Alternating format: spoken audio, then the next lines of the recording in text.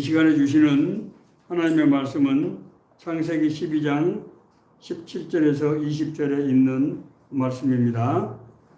이 말씀의 제목을 악을 선으로 바꾸신 하나님, 이렇게 제목을 지어봤습니다. 우리 다 같이 일어서서 한 목소리로 함께 읽도록 하겠습니다. 여호와께서 아브라함의 아내 사레의 일로 바로와 그 집에 큰 재앙을 내리신지라. 바로가 아브라함을 불러서 이르되 내가 어찌하여 나에게 이렇게 행하였느냐? 내가 어찌하여 그를 내 아내로 내게 말하지 아니하였느냐? 내가 어찌 그를 누이라 하여 내가 그를 데려다가 아내를 삼게 하였느냐? 내 아내가 여기 있으니 이제 데리고 가라 하고 바로가 사람들에게 그의 일을 명하게 하며 그들이 그와 함께 그의 아내와 그의 모든 소유를 보내었더라. 아멘. 예, 앉아주십시오. 우리가 하나님의 은혜로 구원을 받았는데 실제로 삶 가운데서는 어려움이 계속되는 경우가 허다하게 있는 것 같습니다. 아니, 우리가 구원받고 거듭나면 복을 받는다는데 왜 이런 문제가 나에게 거듭되는가? 내가 도대체 무엇을 잘못했단 말인가? 또 한편으로 내가 힘이 부족하고 능력이 한계가 있는데 덮어놓고 하나님이 복을 주신다는 게 그게 말이 되는 것인가? 내가 뭔가 정말 세상을 정말 대항할 수 있는 그런 능력이 생겨야 하나님이 복을 준다는 말이 아닌가? 여러 가지로 혼란스럽고 따라서 믿음이 흔들리는 그런 경험들, 그런 경험들이 아마 없는 사람이 없을 것이다, 이런 생각도 듭니다. 이럴 때 성경은 우리에게 뭐라고 말씀하고 있는가 하는 것을 우리가 한번 생각해 봐야 되겠습니다. 오늘날 특히 제가 볼 때 우리 사회의 갈등과 대립이 워낙 심하고 그것이 우리 개개인에게 모두 정말 고난으로 어려움으로 다가오는 것 아니겠습니까? 이럴 때 오늘 우리에게 주시는 이 말씀이 정말 새롭게 또 느껴지게 된다고 하는 것입니다. 오늘 말씀은 아브라함이 하나님의 언약을 받았으나 여러 가지 고난을 받게 되면서 그의 삶이 변화되는 과정을 얘기하고 있는 그런 말씀입니다. 아브라함은 그 나이 75세 때 너는 본토 친척 아비의 집을 떠나서 내가 너에게 지시할 땅으로 가라. 내가 너로 큰 민족을 이루고 내 이름을 창대케 하리니 너는 복의 근원이 될지라. 우리가 상상도 할 수 없는 엄청난 약속을 지금 받은 것 아닙니까? 아브라함의 자손이 큰 민족을 이루고 이름이 위대한 민족이 될 뿐만 아니라 그 민족을 통해서 인류가 하나님의 복을 받는 그런 역할을 하게 된다는 거예요. 세상에 이런 축복이 어디가 있겠습니까? 그러면은 이런 정말 엄청난 언약을 받았으면은 그냥 삶이 형통하게 룰루랄라 나가야 되는 것 아닙니까? 아브라함은 그 약속의 말씀을 믿고 여호와께서 인도하시는 가나안 땅으로 갔습니다. 자, 그런데 얼마 되지도 않아서 그 가나안 땅에 기근이 는 거예요. 아브라함은 우리 잘 아는 대로 목축업을 하는 사람입니다. 목축업을 하는 사람이 풀이 마르고 마실 물이 없으면 어떻게 되는 겁니까? 생존할 수가 없게 되는 것이죠. 그래서 거대한 나일강이 흐르는, 그래서 어떤 상황에서도 물이 마르지 않는 이 애굽 땅으로 이제 내려가게 된 겁니다. 아브라함이 잘못된 선택을 했다고 누가 얘기할 수 있겠습니까? 자, 그런데 아브라함이 가만히 생각해 보니까 자기 아내 사레의 미모가 너무 뛰어난 거예요. 그러면은 내가 타지인 그 애굽에 가서 살 때 내 아내 미모가 소문이 날 텐데 그러면은 애굽왕 바로가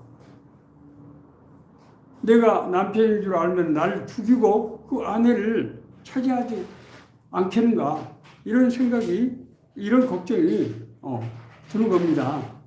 그래서 자기 아내 사례에게 나하고 누이라고 합시다. 내 누이라고 합시다. 실제로 사례는 아브라함의 사촌 누이예요. 자기 그러니까 작은 아버지의 딸이니까 사촌 형제죠. 그래서 누이라고 합시다. 그래서 내 목숨을 보존해야 되지 않겠습니까? 이렇게 된 거예요. 아니나 다를까 애굽에 들어가 사는데 사례의 미모가 주변 사람들에게 알려지면서 그게 바로의 귀까지 들어간 거예요. 그 당시에 무슨 그 외제손 나그네 여자 하나 취하는 것이 그 당시에 무슨 사회에서 문제가 됐겠어요. 바로가 가축과 노비들이 잔뜩 선물을 주면서 그 사례를 데리고 가버린 거예요. 그러나 이 사례로 인해서 여호와께서 바로의 집에 무서운 징벌을 내리게 됩니다. 그때 바로가 깨달았어요. 이 여자를 내가 잘못 손댔구나. 그래서 이제 아브라함에게 다시 사례를 돌려보내면서 앞서 주었던 모든 노비와 금은보와 가축들을 그대로 주어서 애굽에서 쫓아내버린 겁니다. 이 사건으로 아브라함은 여호와께서 자기 모든 행적을 아시고 자기 허물에 불구하고 보호하고 인도하신다고 하는 것을 깨닫게 됐어요. 진짜 하나님이 나와 함께 하시고 날 지켜주시고 하는 것을 깨닫게 된 거죠. 하나님을 믿는다고 하는 것은 우리가 뭡니까? 뭘 믿는 겁니까? 하나님의 약속을 믿는 거죠. 하나님의 약속은 어디에 기록되어 있습니까? 성경 전체가 하나님의 약속입니다. 그래서 믿는 사람은 그 성경의 말씀을 믿을 때 그 말씀이 우리 삶 가운데서 적용되고 이루어진다는 거예요. 자, 그런데 문제는 아브라함처럼 그런 약속을 받았음에도 불구하고 그 약속의 의미를 깨닫지 못하면은 고난을 피할 수 없거나 고난이 올 때 그것을 극복할 수가 없게 되는 경우가 허다하다는 거예요. 이런 일은 누구에나 다 나타날 수 있는 그런 일이라고 하는 것입니다. 그렇기 때문에 오늘 우리는 성경에 나와 있는 아브라함의 삶의 과정을 통해서 우리가 고난 가운데서 우리가 어떻게 대처해야 될 것인가, 하나님의 뜻을 우리가 어떻게 분별할 것인가 하는 것을 우리가 생각해 봐야 될 그런 필요가 있다고 하는 것입니다. 아브라함은 하나님의 약속에 따라서 나이 75세 때 자기 부모와 친척을 떠나서 자기 모든 가솔들을 데리고 가나안 땅에 들어간 겁니다. 그런데 왜 그에게 기근이라는 그런 고난이 닥쳐왔는가? 아브라함은 아마 그런 생각을 했을 거예요. 아니, 하나님께서 나를 여기 오라고 해서 내가 이쪽에 왔는데 내가 하란 땅에 그대로 그냥 머물고 있었으면 이런 일이 없었을 것 아닌가?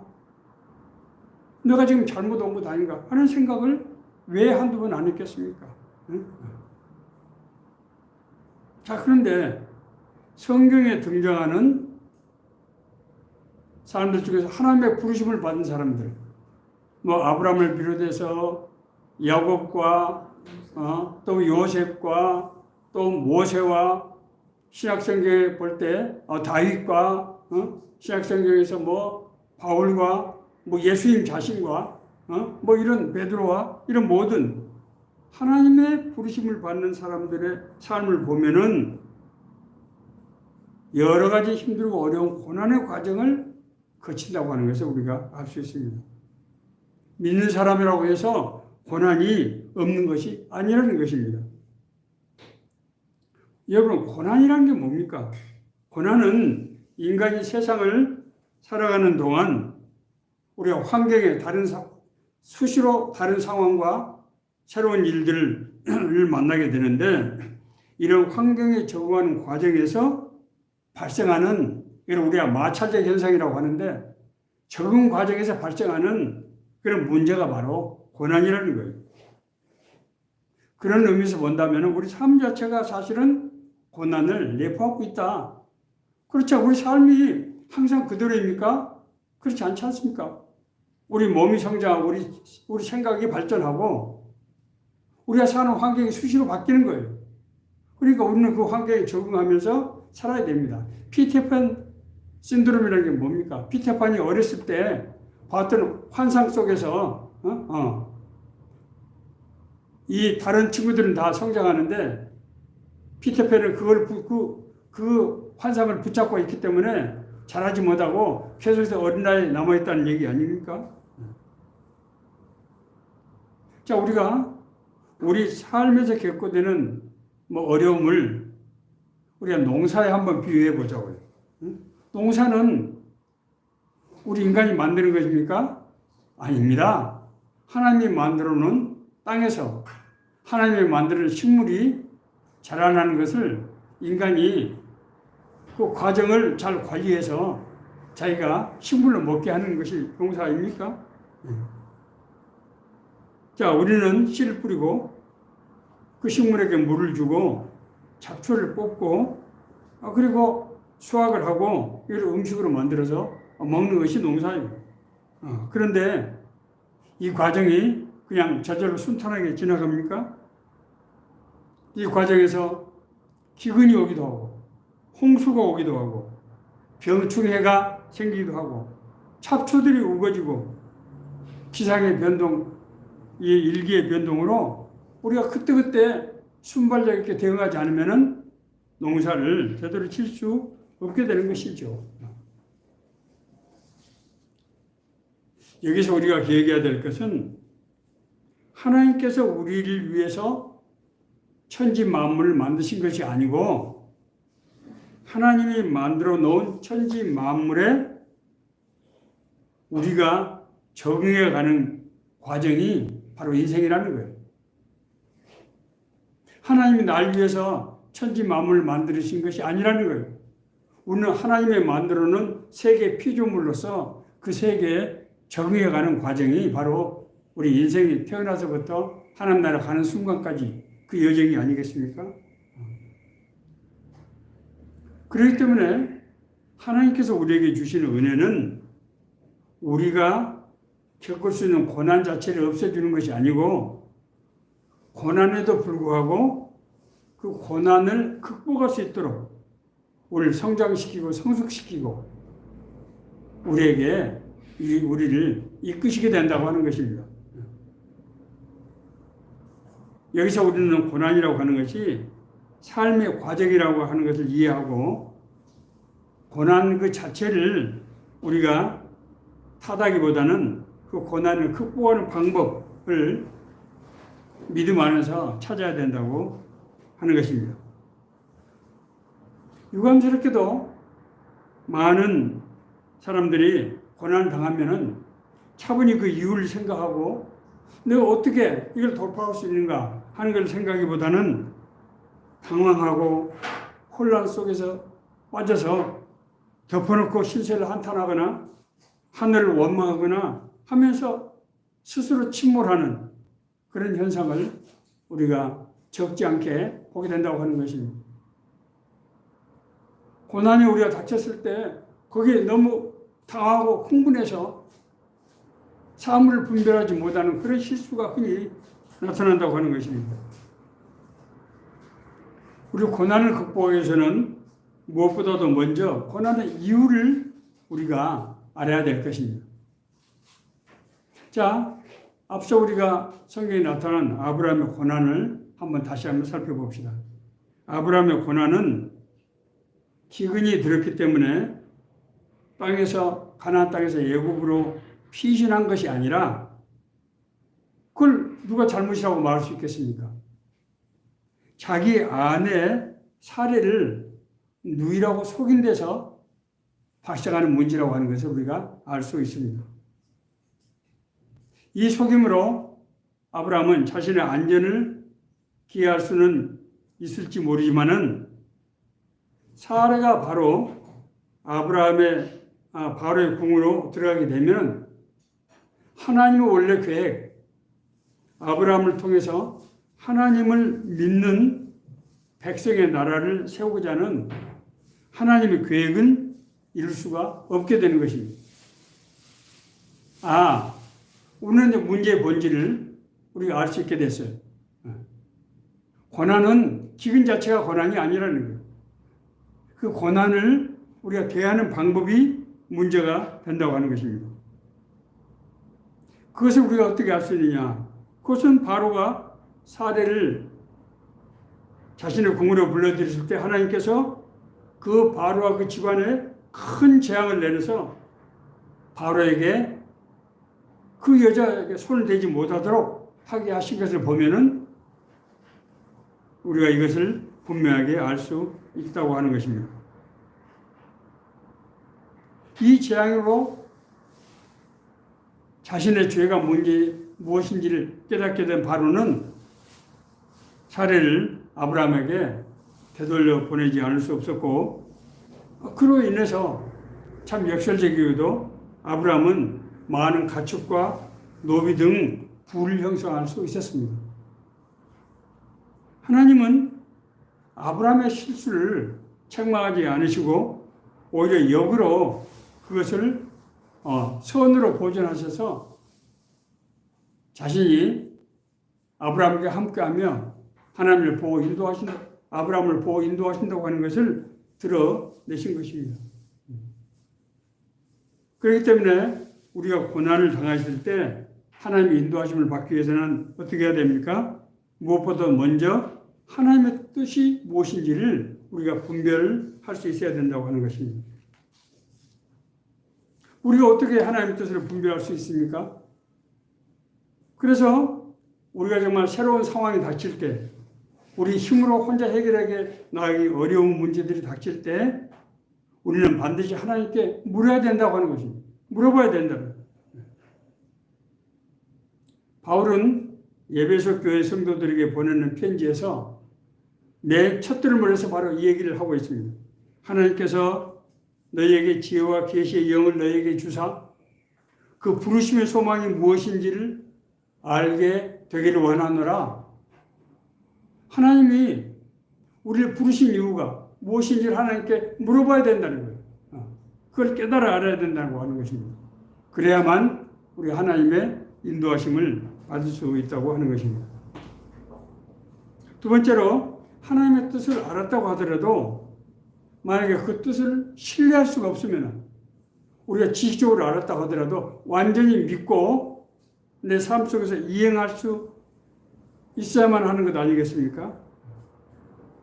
애굽에 돌아온 후에도 아브라함은 하나님의 계획을 신뢰할 수가 없었습니다. 아니, 아브라함은 그 애굽에 내려가서 그 어려운 고난을 당하고 거기서 하나님께서 자기를 보호하고 인도하시는 것을 체험했잖아요. 그런데도 불구하고 자기가 돌아와서 한 5년의 세월이 지났을 때까지 자기에게 자식이 없는 거예요. 그래서 하루는 하나님 앞에 나가서 기도했습니다. 여호와여, 나는 자식이 없사오니 나의 상속자 이 다메섹 사람 엘리에셀이이다. 자기에게 자식이 없으니까 하나님 그러면은 지금 내가 집에 안에서 기르고 있는 이 엘리에셀, 이 사람이 내 후계자가 되는 것입니까? 라고 반문하는 거예요. 그때 여호와께서 아브라함에게 말씀하셨습니다. 그 사람이 내 상속자가 아니라 내 몸에서 날 자가 내 상속자가 될 것이다. 그리고 그뿐만이 아니었어요. 하나님은 아브라함을 이끌고 밖으로 나가서 하늘의 무별을 쳐다보게 했어요. 하늘을 우러러 무별을 셀 수 있나 보라. 내 자손이 이와 같이 될 것이다 라고 하나님께서 보여주신 뿐만 아닙니다. 하나님께서는 미래에 이루어질 하나님 나라의 비밀까지 아브라함에게 말씀하셨어요.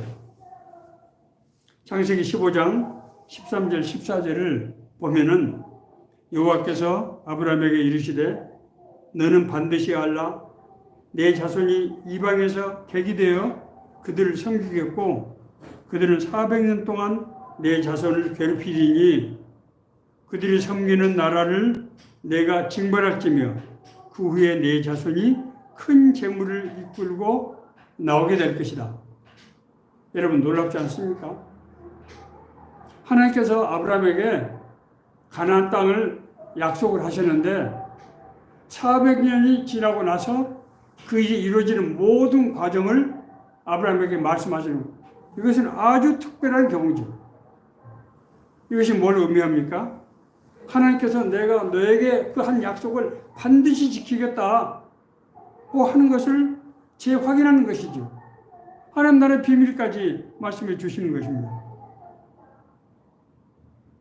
아브라함은 지난번 애굽 사건에서 하나님께서 자기를 모든 행적을 지켜보시고 계시고 자기를 보호하고 인도하시는 것을 알았음에도 불구하고 자신에게 주시는 하나님의 약속을 확신할 수 없었던 것입니다.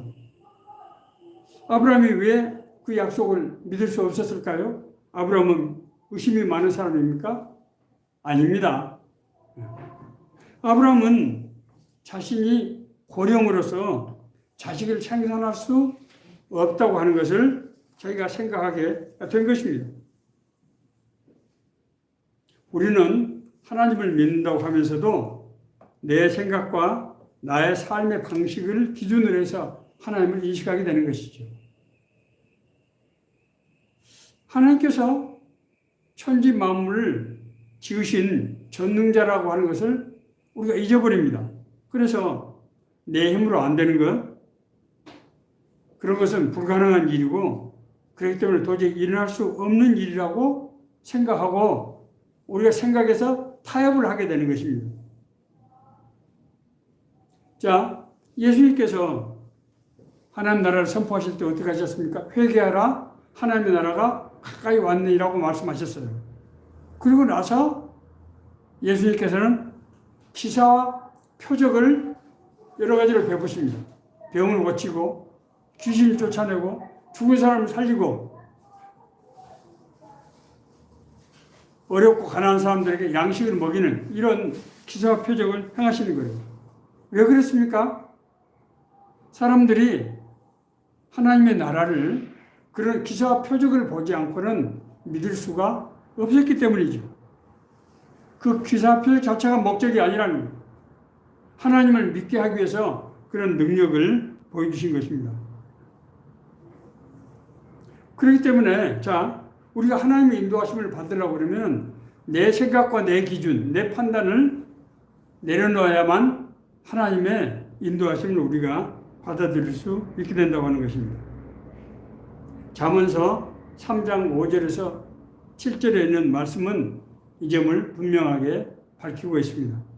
너는 마음을 다하여 여호와를 신뢰하고 내 명철을 의지하지 말라.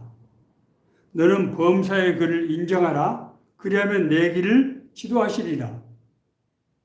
우리의 명철을 의지하지 않고 하나님을 약속을 받아들이면은 하나님께서 우리 길을 인도하신다는 거예요. 그 뒤에는 더 우리가 엄정한 말씀을 듣게 됩니다. 스스로 지혜롭게 여기지 말지어다.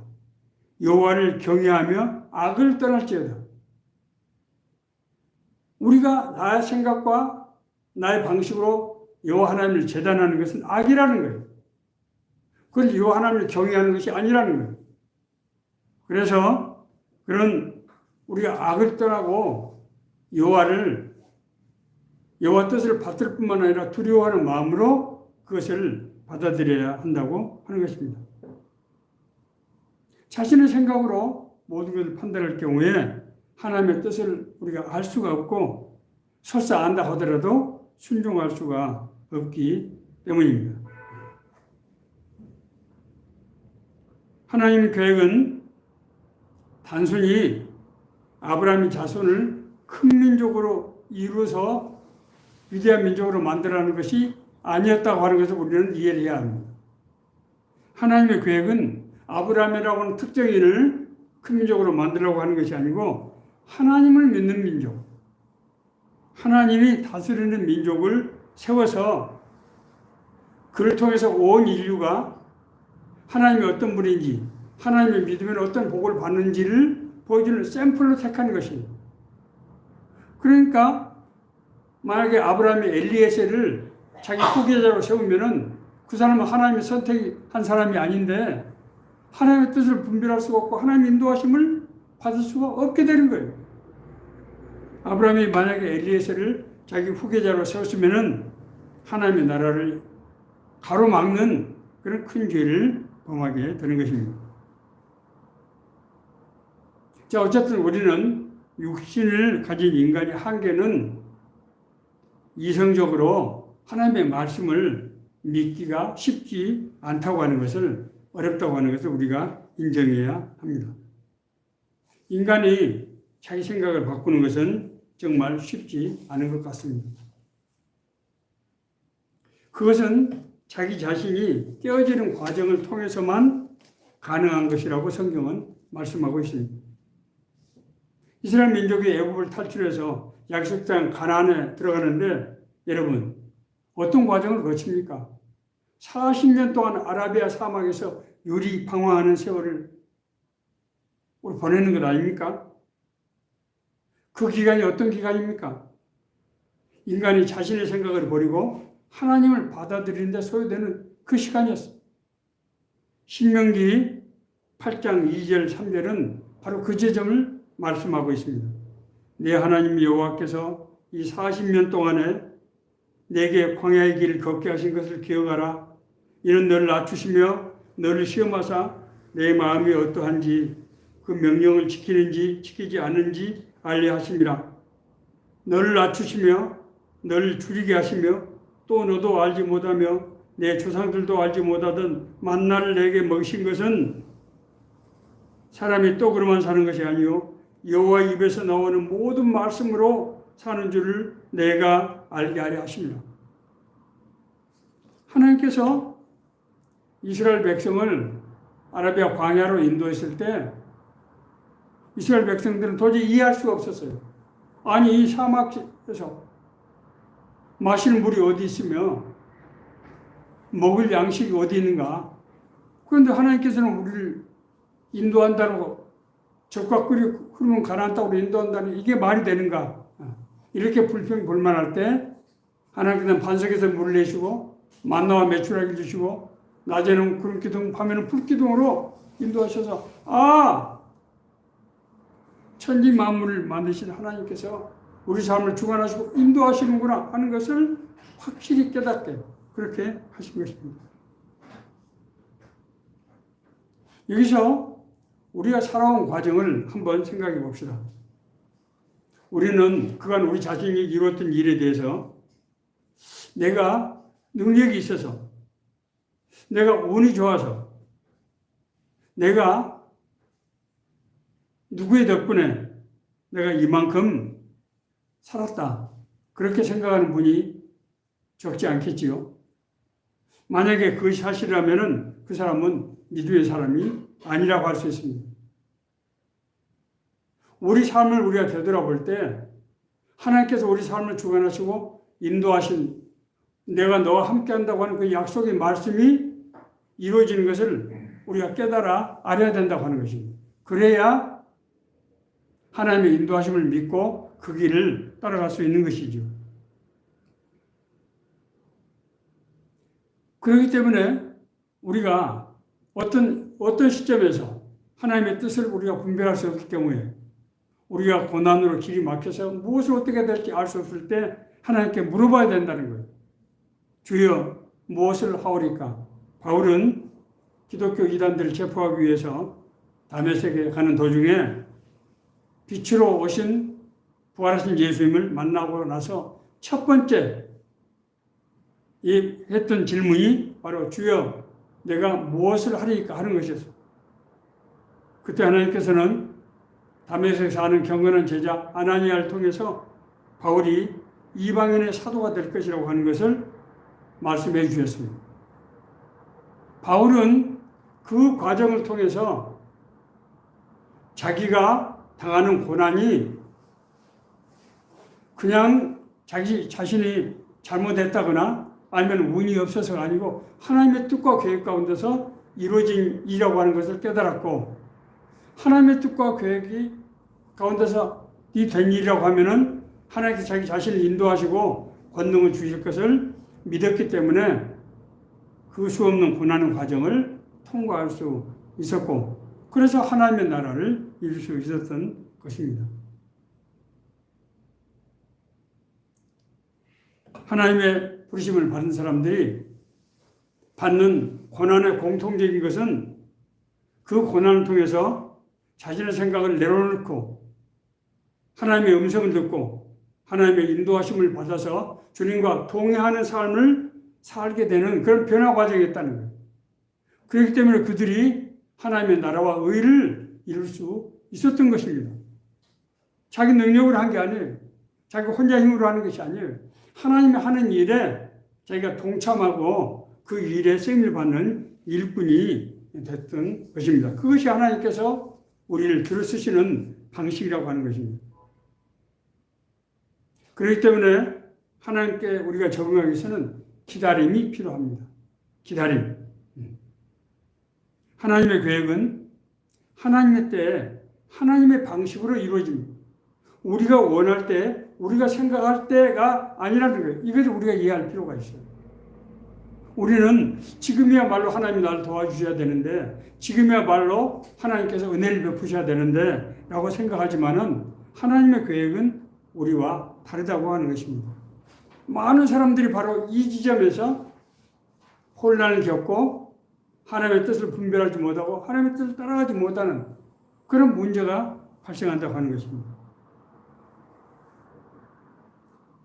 아브라함이 하인 엘리에셀을 후계자로 삼으려고 했던 일은 자기가 이 애굽에서 바로 왕의 어떤 그런 체험을 하고 나서 이제 다시 가나안 땅에 들어왔는데, 그때는 재산이 많아졌잖아요. 노비가 많이 생기고 양과 가축이 많이 생기고 보화를 가지고 있었어요. 그러니까 가나안 땅에 살던 사람들이 아브라함을 다른 눈으로 보기 시작한 겁니다. 아, 이 사람을 그대로 놔두다는 큰일 나겠구나. 그때 아브라함이 느꼈던 건 뭐겠어요? 하나님께서 나에게 자식을 주지 않으면은 내가 여기서 살아남지 못하겠구나 라고 생각을 한 거예요. 그래서 지금이야말로 하나님께서 나에게 자식을 줘야 마땅한 때다 라고 생각을 했어요. 그런데 자기 자신은 자녀를 생산할 수 없는 겁니다. 그러니까 자기가 정말 신복으로 기른 그 엘리에셀을 후계자로 세워서 자기 체제를 강화하지 않으면은 안 되고, 그것이 바로 하나님의 뜻이겠다 이렇게 생각했던 것입니다. 그러나 그 생각이 얼마나 큰 재앙을 낳는지 하는 것은 이후의 역사에서 우리가 알 수 있습니다. 하나님께서 이 엘리에셀의 사건이 있을 때 하나님께서 정말 하늘의 목별을 보게 하시고 미래 400년 동안 일어날 일들까지 하나님께서 다 말씀해 주셨음에도 불구하고 그래도 기다려도 자식이 생기지 않으니까 아브라함은 이번에는 자기 아내 사라가 너무 고령해서 출산을 할 수 없는 것을 생각해 내고, 그러면은 젊은 여자를 들여보내면은 문제가 해결되지 않느냐 해서 어떻게 했습니까? 자기 여종 하가를 들여보내서 이스마엘을 낳게 된 것입니다. 앞서 말씀드린 대로 아브라함이 자기 나름대로 하나님의 뜻을 분별해서 그렇게 생각을 한 거예요. 그러나 그 결과는 어떻게 됐습니까? 그 이스마엘과 나중에 난 이삭 사이에 갈등과 대립이 생기면서 아브라함은 그 이스마엘을 쫓아내지 않으면 안 되는 그런 고통을 겪게 되었던 것입니다. 아브라함이 하나님의 뜻을 이해하고 그 뜻을 받아들인 데는 영적인 성숙이 필요한 것입니다. 그것은 우리가 인간적으로 합리적으로 이성적으로 생각하는 뿐만 아니고 눈에 보이지 않는 하나님의 계획, 하나님의 뜻, 하나님의 음성을 들을 수 있는 그런 능력이 필요하다고 하는 것입니다. 이 영적인 능력은 어떻게 형성되는 것이냐? 우리 인간적인 이성, 우리 생각을 내려놓고 그리고 나의 삶 가운데 여러분의 시행착오를 통해서 하나님께서 방금 말씀하신 마치 내비게이션처럼 우리가 잘못된 길을 갔을 때 내비게이션은 어떻게 합니까? 다시금 목표 지점을 다시 재지정해서 다시 그 길을 돌아서 원지점으로 가도록 그렇게 만드시는 것이죠. 이것이 바로 우리가 영적으로 성숙을 하기 위해서 여러 가지 우리 인간적인 의지와 생각과 방법을 내려놓는 시행착오를 걸르는 그런 과정이라고 하는 것입니다. 75세 때 아브라함이 하나님께 받은 언약이 온전히 이루어진 것은 그가 100세 때 낳은 아들 이삭을 하나님께 바친 후였습니다. 놀랍지 않아요? 25년 만에 그 이삭을 낳았는데 그 이삭을 낳았다고 해서 된 것이 아니고 그 이삭을 하나님께 바치는 그 시험을 통해서 그때 이제 하나님께서 아브라함이 하신 그 언약을 이루어지는 그런 은혜를 받게 됐다고 하는 것입니다. 여호와께서 이르시되 내 사랑하는 아들 내 사랑하는 독자 이삭을 데리고 모리아 땅으로 가서 내가 내게 일러준 한 산 거기서 그를 번제로 드리라. 아브라함이 이 하나님의 엄청난 이 요구를 들었을 때 내 아들아 번제할 어린 양은 하나님이 친히 자기를 위하여 준비하시리라. 이삭이 자기 아버지하고 살 길을 모리아 산으로 가는 거예요. 그런데 아무리 봐도 이 번제를 할 장작은 가져가는데 번제할 양이 없는 거예요. 그래서 물어봤어요. 아버지, 장작은 준비가 됐는데 번제를 드릴 양은 어디가 있습니까? 그때 아브라함이 뭐라고 했다고요? 내 아들아, 번제할 어린 양은 하나님이 친히 자기를 위해서 준비하시리라. 아브라함이 하나님을 온전히 믿는 믿음, 그런 영적인 그런 눈을 가지게 됐다고 하는 것을 의미합니다. 그때 여호와께서 아브라함을 보시고 이렇게 말씀하십니다. 여호와께서 이르시기를 내가 나를 가리켜 내가 자기 자신을 가리켜 맹세하노니 내가 이같이 행하여 내 아들 내 독자도 아끼지 아니하였은즉 내가 너에게 큰 복을 주고 내 씨가 크게 번성하여 하늘의 별과 같고 바다의 모래와 같게 하리니 내 씨가 그 대적의 성문을 차지하리라. 또 내 씨로 말미암아 천하 만민이 복을 받으리니 이는 내가 나의 말을 준행하였음이라 하셨다 하니라. 놀랍지 않아요? 하나님이 아브라함이 75세 때 아브라함에게 약속하셨던 그 세 가지 약속, 내가 너로 큰 민족을 이루고 내 민족이 위대한 민족으로 만들고 내 민족이 복의 근원이 되게 하는 그 약속이 이제 아브라함이 100세 때 낳은 아들 이삭이 소년이 되어서 그걸 하나님 앞에 바칠 그 시점에서 완전히 다시 이루어졌다고 하는 것입니다. 믿음에는 기다림이 필요하다고 하는 것입니다. 그럼 그 기다림의 의미는 뭐냐? 그 기다림은 자기 자신을 돌아보고 나를 향하신 하나님의 뜻과 계획이 무엇인가? 나는 무엇이 지금 문제가 되는 것인가? 왜 나는 아직 하나님의 그 약속이 이루지 못하고 있는가를 생각해 보고 그래서 하나님의 뜻을 우리가 분별하고 그 뜻에 따라서 우리가 행할 때 하나님과 나의 몸이 내가 한 마음 한 뜻이 되어서 진짜로 하나님과 동행하는 삶을 살 수 있게 된다고 하는 것입니다. 말씀을 마치겠습니다. 육신을 가진 인간이 예수 그리스도의 대속으로 우리가 죄사함을 받아서 하나님의 자녀가 되었습니다. 그럼에도 불구하고 우리 삶가서 여러 가지 고난이 끊이지 않고 앞으로 어떻게 될지 너무 망하고 하는 그런 생각이 우리가 수시로 들게 된다고 하는 것입니다.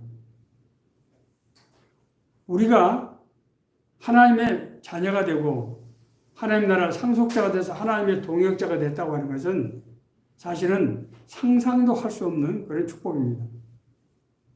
그 축복은 우리가 이 세상에서 100년 미만의 삶을 사는 그런 동안의 축복이 아닌 우리에게 영생의 축복을 우리에게 주는 것 아닙니까? 이 영생의 축복을 받기 위해서는 우리가 하나님과 동행하는 삶을 살아야 되는데 그렇게 하기 위해서는 우리 육신의 생각과 방법을 내려놓고 우리 하나님의 뜻을 분별하고 그 뜻에 순종해서 하나님과 동역하는 그런 삶을 살게 돼야 한다고 하는 것입니다. 그 과정이 오늘 우리가 겪고 있는 고난, 어려움이 우리가 그런 자신의 연약함을